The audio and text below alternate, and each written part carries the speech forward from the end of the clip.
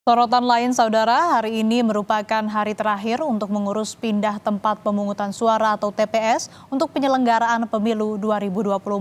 Masyarakat yang memiliki hak pilih diimbau untuk menggunakan kesempatan ini agar dapat memberikan hak suaranya.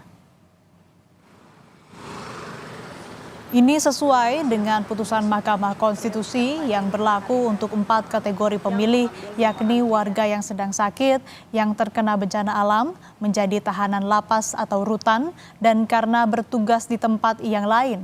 Masyarakat yang masuk dalam kategori tersebut bisa mengurus pindah TPS pada hari terakhir ini hingga pukul 23.59 waktu Indonesia Barat.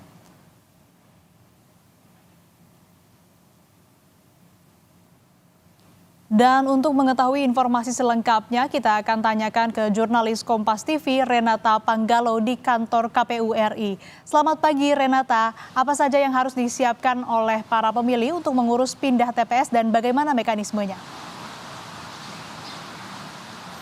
Ya, Asri dan juga saudara, tentu ada beberapa hal yang perlu disiapkan sebelum pergi untuk mengajukan pindah TPS ke KPUD terdekat ataupun PPS terdekat dan PPK terdekat. Yang pertama tentu adalah menyiapkan dokumen seperti KTP ataupun KK, kemudian juga melampirkan salinan formulir model A, tanda bukti terdaftar sebagai pemilih dalam DPT di TPS asal. Kemudian yang ketiga adalah membawa bukti pendukung alasan mengapa kemudian harus mengajukan pindah memilih atau pindah TPS. Apabila alasannya ini karena sedang bekerja di tempat yang berbeda dengan alamat di KTP ataupun TPS asal, ini kemudian harus membawa bukti berupa surat tugas. Ini tentu harus ditandatangani secara resmi oleh pihak kantor begitu ya, Asri dan juga saudara. Nah, memang untuk memastikan agar Anda masuk ke dalam 4 kategorinya, ini memang ada 4 kategori dari sebelumnya. Pada deadline sebelumnya untuk pindah TPS ini ada sebelumnya 9 kategori, tetapi ini sudah mengerucut ke 4 kategori untuk pindah TPS terakhir di tanggal 7. Yang pertama ini adalah kategorinya calon pemilih yang sedang sakit, kemudian calon pemilih yang terkena bencana alam. Yang ketiga adalah calon pemilih yang sedang menjalani hukuman di lapas ataupun rutan. Dan terakhir, yang sedang bertugas atau bekerja di tempat yang berbeda dengan alamat yang tertera di KTP. Sehingga ini perlu dipastikan oleh calon pemilih yang ingin mengajukan pindah TPS atau pindah memilih di beberapa tempat yang kemudian bisa diajukan. Ini yang pertama di KPUD atau KPU Kabupaten Kota, kemudian Panitia Pemungutan Suara atau PPS di Kabupaten Kota, dan yang ketiga adalah Panitia Pemilihan Kecamatan atau PPK Kabupaten Kota.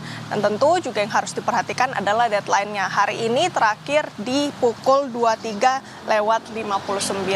Tentu untuk mengurangi kepadatan di KPUD ataupun di tempat-tempat lain yang tadi saya sebutkan, Asri dan juga saudara, ini harus datang lebih pagi mungkin ya untuk menghindari kepadatan di jam-jam sibuk, terutama di siang hari ataupun sore hari saat orang-orang sudah mulai pulang bekerja. Asri.